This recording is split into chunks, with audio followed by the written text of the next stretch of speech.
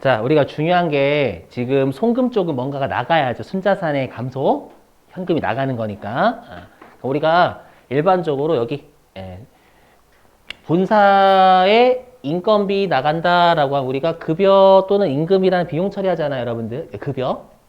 자, 비용 처리하는데 여기 우리가 만약에 건설본부 인건비래요.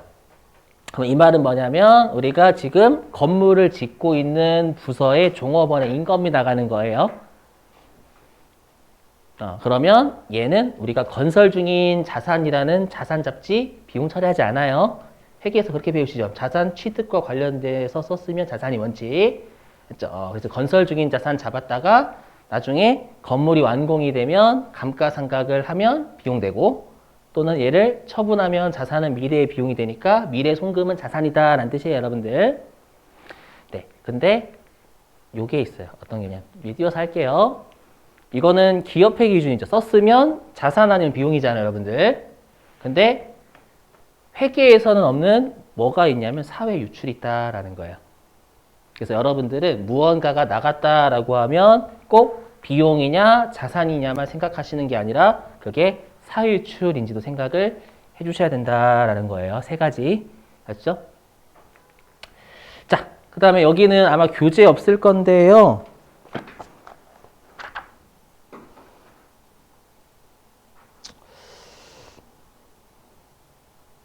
네, 이거는 여러분들 교재 없으니까 혹시라도 필요하시면 제가 PPT 보내드린 자료 있긴 하거든요. 있거나 아니면 빈 공간 있죠, 여러분들. 어디가 좋을까?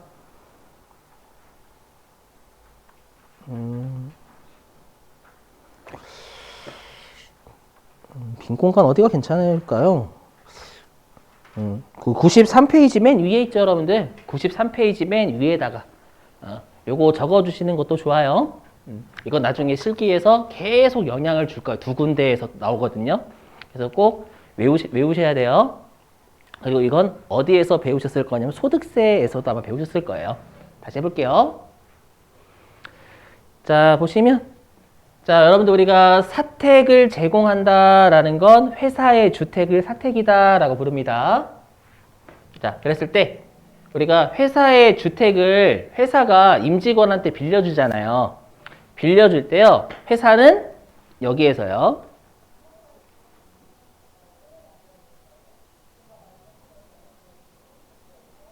시가에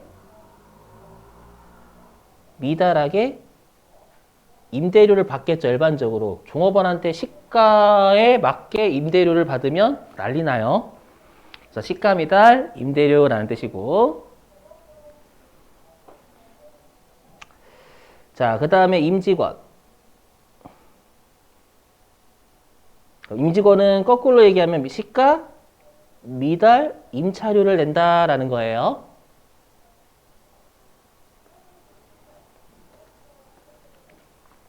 시가 미달 임차료.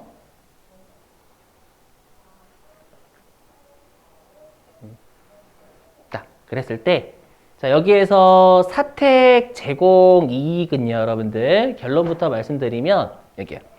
출자 임원만 제재합니다. 출자 임원만 제재하고, 출자 임원이 아닌 나머지는 제재하지 않는다라는 거예요.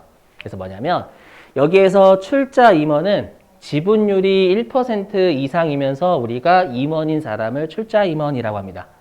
주로 막강한 영향력을 가진 사람이다라는 거예요. 임원인데, 지분율이 1% 이상이면 여러분 삼성전자 주식 거의 5,600만 주 가지고 있어야 돼요. 5,600만 주. 상당하죠. 5,600만 주 팔아봐요. 여러분 거의 몇백억 나올 거예요. 몇백억. 아니 몇천억. 그렇죠. 그래서 되게 막강해요. 그래서 이 사람들한테 혹시라도 회사가 시가에 미달하게 임대료를 받는다?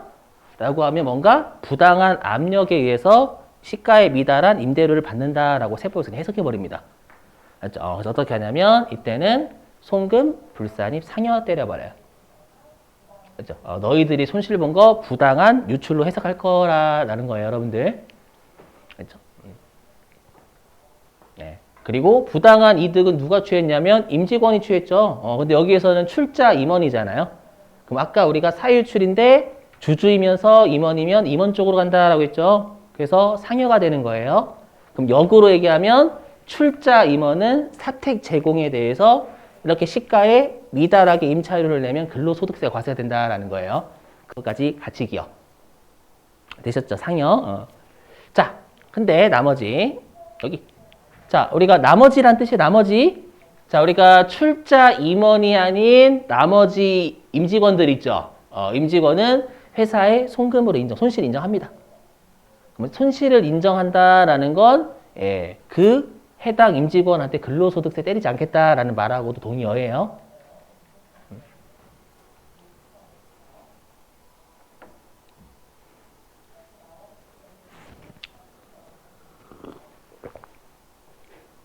자, 이제는 주택자금 대여이익 할게요. 자, 여러분 주택자금을 빌려주는 건 회사가 빌려주겠죠? 그래서 여기에서 주택자금 대여이익은요. 회사가 시가에 미달하게 이자를 받는다라는 거예요. 시가 미달 이자 수익. 이해되시겠어요? 낮은 이자율로 빌려준다라는 뜻입니다요. 그 다음에 반대로 임직원은 시가에 미달한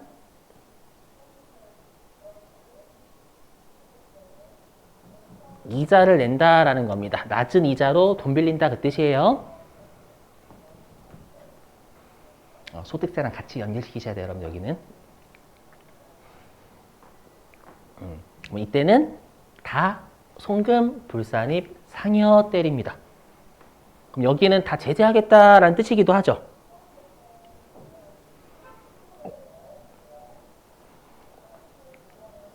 자, 이유가 있어요. 여러분들 여기 사택제공 쪽은 임대료 이쪽이죠. 임대료는 여러분들 금액이 커요, 작아요? 요 주택자금 빌려주는 것보다 금액이 작아요. 몇십만 원 쪽이잖아요. 그러니까 출자 임원만 때리겠다라는 거예요. 제재를 막강한 영향을 행사할 수 있는. 하지만 여기는 금액이 억이에요. 억. 거의 억단, 시골 아니면 억 단위로 놀죠, 여러분들. 저희 집이 시골이라 해도 돼요. 저희 집은 억 안 하거든요. 알죠? 그래서 얘는 금액이 억 단위니까 낮은 이자를 받으면 이거는 다 제재를 때려버리겠다라는 게 금액 크기 때문에, 중요하기 때문에. 알죠? 다만 예외 뭐냐면 이게 재작년에 개정이 재작년에. 그래서 어떻게 개정되냐면 중소기업의 직원한테는 집살돈이나 전세자금 있죠. 그걸 낮은 이자율로 빌려줘도 회사의 송금으로 인정해 주겠다라는 거예요. 반대로 중소기업의 직원은 우리가 주택자금 대여이익에 대해서 근로소득 과세하지 않겠다라는 거예요. 알죠? 그러면 이걸 여러분들이 응용하시면 되겠죠. 혹시라도 주위에 그 중소기업에 다니시는 분들이 계시다면 나중에 집살돈 사장님한테 가가지고 빌려주세요. 낮은 이자를 빌려줘도 문제 삼지 않는데요. 라고 한번 해보세요, 여러분들. 중소기업 사장님 뭐라고 할까요? 나가. 라고 하겠죠, 여러분들. 이거 드립이고, 여러분들. 드립이고. 알죠? 착하신 분도 계시겠죠, 여러분. 중소기업 사장님도 나쁜 사람 있는 거 아니잖아요. 알죠? 오케이. 꼭 기억하셔야 돼요. 두 동네에서 나중에 실기 두 동네 9장하고 12장. 꼭 기억하셔야 됩니다요. 특히 여기 주택자금 대여이익을 많이 신경 써야 돼요. 이쪽. 자, 이제는 급여, 인건비. 여기는 말문제고요. 실기가 필요한 곳은 설명드릴게요. 자, 일단 급여인데요. 우리 인건비 동네는 세 가지로 구분합니다. 급여, 상여금, 퇴직금 이렇게 세 가지. 자, 그랬을 때 급여는 원칙적으로 우리가 송금이고요. 그게 자산취득부서면 미래송금 자산이라는 얘기입니다. 그렇죠? 단기송금은 비용이라는 얘기고요. 근데 예외적으로 사회 유출이 있다라는 거예요. 부당한 유출이 있다라는 겁니다. 이건 말문제만 기억하시면 돼요. 말문제. 실기로는 안 나와요.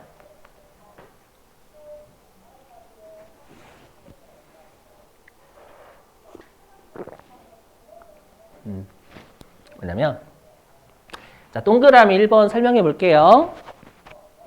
그럼 동그라미 1번이 뭐냐면 제가 요즘은 그 TV를 안 보는데 예전에 그 TV 볼 때 그 재벌 2세나 3세 있죠? 드라마. 재벌 2세하고 3세가 거의 날라리로 무조건 나오죠, 거의. 맞죠? 날라리여가지고 맨날 사고 치고, 맞죠? 사고 쳐가지고 경찰서 가고, 맞죠? 그러다 보니까 막 회장님한테 그 비서들이 보고하잖아요. 이번에 또 얘가 사고 쳤다고. 맞죠? 그래서 회장님하고 사장님이 막, 하면서 막 쓰러지고 병원에 실려가고요. 그래서 어떻게 하냐면 얘를 사람으로 만들겠다라고 해서 애를 회사로 불러옵니다. 그래서 경영 수업을 가르치려고 해요. 그렇죠? 근데 처음부터 높은 자리 안 앉히죠. 일단 낮은 자리부터 앉힙니다. 근데 대신에 위에 있는 상사분들이 대리님 오셨어요? 대리님 오셨어요? 그죠? 그러면서 월급은 대리면 한 2, 300 받아야 되잖아요, 여러분들. 2, 300이라 가져가는데 월급은 거의 1,000만 원 넘어가요. 이해되세요? 그게 동그라미 1번이에요. 왜냐면 자, 대리라는 직급이 우리가 여기 지배주주라는 건 회장님이라 생각하시면 돼요. 지배하는 주주니까. 회장님이나 사장님의 관련자래요.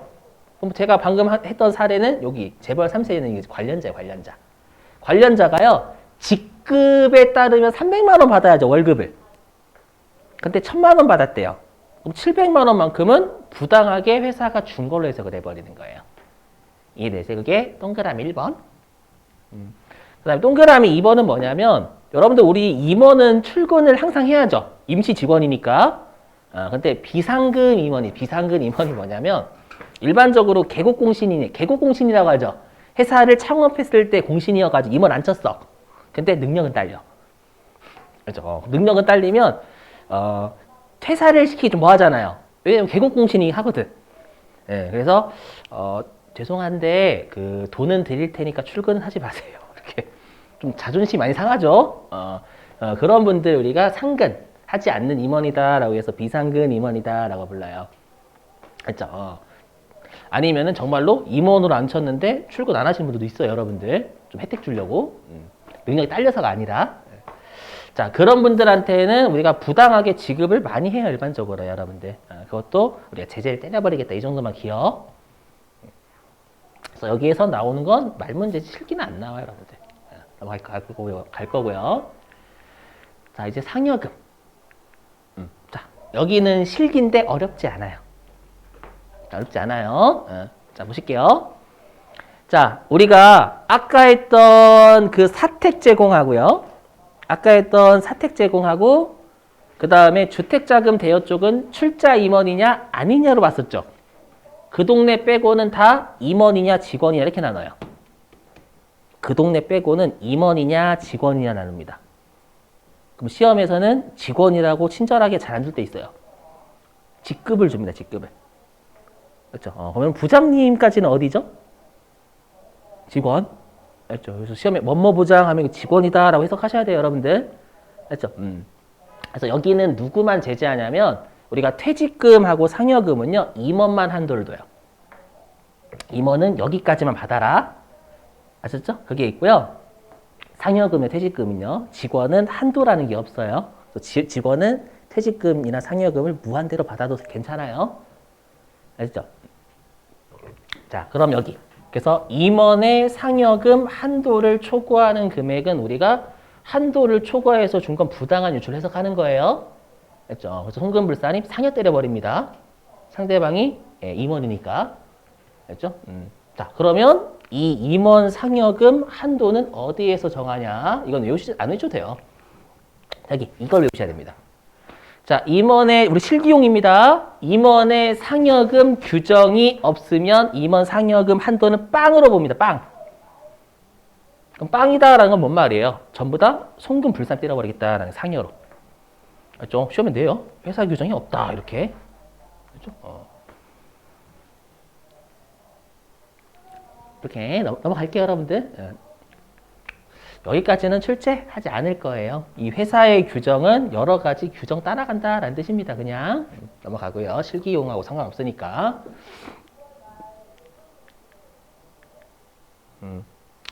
자, 그 다음에 잉여금 처분에 의한 상여는 당연히 비용이 아니죠, 여러분. 당연한 거예요. 그래서 여기 잉여금 처분에 의한 상여는 송금 불산이 항목이다라는 건 당연한 겁니다, 여러분들. 회사가 비용 처리할 수가 없죠. 자본의 감소지. 이익잉여금 감소시키잖아요, 여러분들. 그죠? 자, 이제 퇴직금. 자, 퇴직금은 자, 이거 외우셔야 돼요. 자, 띄워놓고 할게요. 자, 암기해요. 그러면 자, 임원의 퇴직금을 한도를 초과해서 주면 부당하게 퇴직금을 더 준 거니까 상여 때리긴 해요. 때리는데 일단 회사에 규정이 있으면 그 규정이 임원의 퇴직금 한도입니다. 그래서 현실에서는 절대 한도 초과 걸릴 일이 없어요. 맞죠? 회사가 이걸 모를까요? 다 임원의 퇴직금 한도를 높게 설정합니다. 상여금이라든지. 걸릴 일은 없는데 우리 좀 걸리긴 해요. 그래서 일단 여기에서 가끔씩 시험에 한 번 내거든요. 뭘 내냐면 아까 임원의 상여금 규정은 여러 가지 규정 괜찮다라면서요. 근데 보시면 여기 임원 퇴직금 한도는 정관만 인정하죠. 왜 그러냐면 여러분 상여금이 금액이 커요? 퇴직금이 금액이 커요? 퇴직금이 훨씬 크죠. 그래서 퇴직금이 중요하니까 중요한 정관에 꼭 규정하라라는 거예요. 다른 규정 안 된다라는 겁니다. 이해되시겠어요? 이건 말 문제로 곧잘 은근 내거든요. 정관만 인정한다라는 거 퇴직금은. 자, 근데 이제 회사의 규정이 없대요. 임원의 퇴직금 규정이 없답니다. 우리가 아까 임원의 상여금 규정이 없으면 0으로 본다라고 했잖아요. 근데 여기는 0으로 보지 않아요. 가끔씩 시험에 냅니다. 임원 퇴직금 규정이 없다라고 하면 0으로 하시면 안 됩니다. 이때는 이 공식을 써요. 자, 설명을 드릴게요. 여러분들 우리가 근로자분들이 받을 퇴직금을 정해놓은 법 아세요 혹시? 근로자 퇴직금 보장법에서 최소한 직원이 받아야 될 퇴직금 정해놓고 있거든요. 그걸 그대로 따라갑니다. 이렇게 생각하시면 돼요. 우리가 직원이 받을 근로자가 받을 최소한의 퇴직금 있잖아요. 그게 1년 근무하면 한 달치 월급이에요. 그게 최소한의 퇴직금입니다. 그러니까 3년 근무하면 3달치 월급이 최소한의 퇴직금이에요. 되시겠어요? 그 규정 따라가요. 보시면 여기 자, 퇴사 전 1년간 총 급여는 12개월이죠, 여러분들? 그러면 12개월에 12분의 1 하면 한 달치 월급이 됩니다. 거기에 근속연수는 말 그대로 근무한 연수. 그래서 여기까지 하게 되면 뭐냐면 한 달치 월급이다 그 뜻이에요. 12분의 1이나 10% 같잖아요. 비슷하니까 이렇게 10%를 한 거예요, 그냥. 이렇게 한 달치 월급이라 생각하시면 돼요. 여기에 네가 근무한 연수니까 그 근무한 연수에 해당하는 월급이다라는 뜻이죠, 여러분들. 3년이면 3달치 월급 이렇게. 여기까지 되시겠어요? 물론 암기사항이에요. 제가 열심히 설명하고 있지만.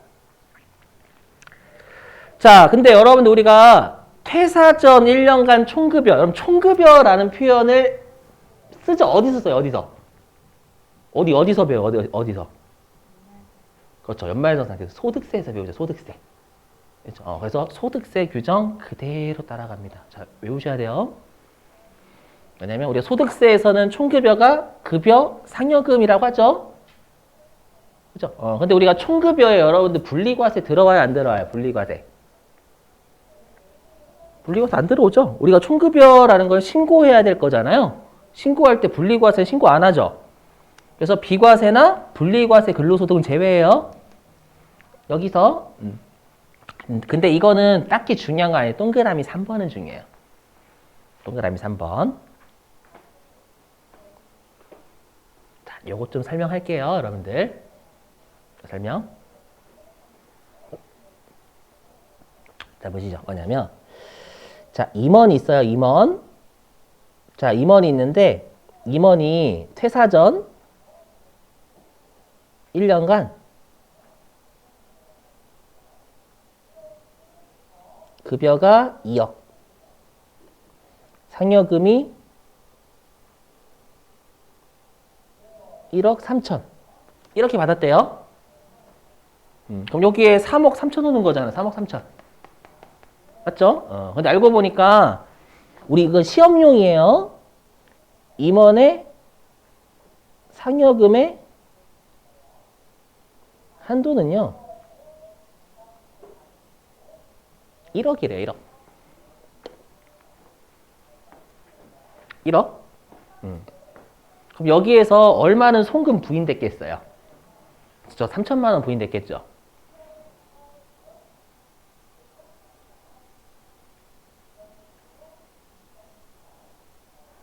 상여 두드려 맞았겠죠, 여러분들. 그럼 질문. 그럼 이 문구에 따르면 여기에 얼마 들어가야 된다라는 거예요? 여기 송금 부인액 제외가 핵심이에요. 그죠? 3억 들어가는 얘기 3억?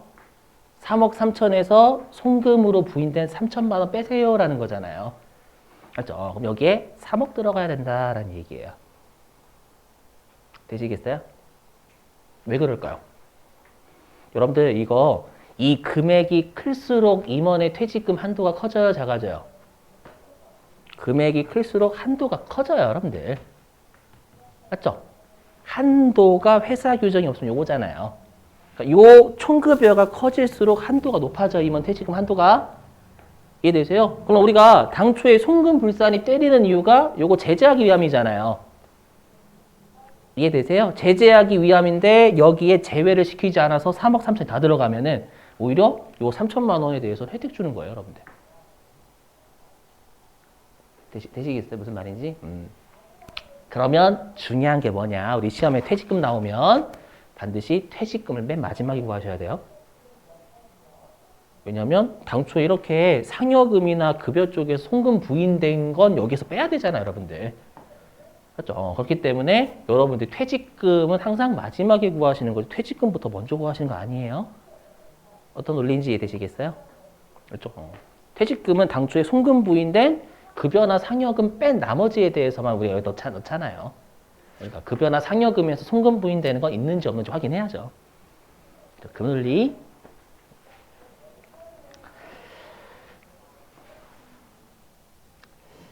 자, 이제